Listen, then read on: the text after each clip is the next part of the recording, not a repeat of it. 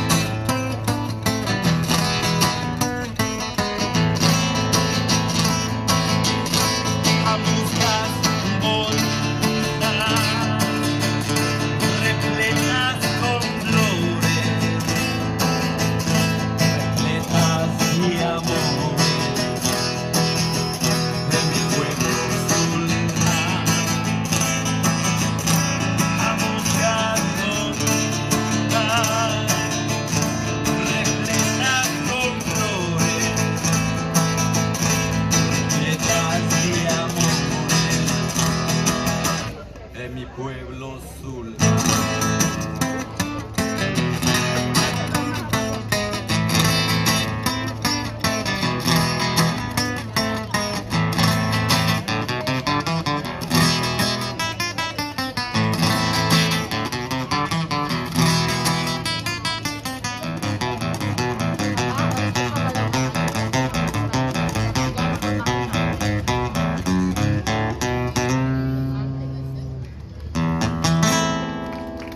Gracias.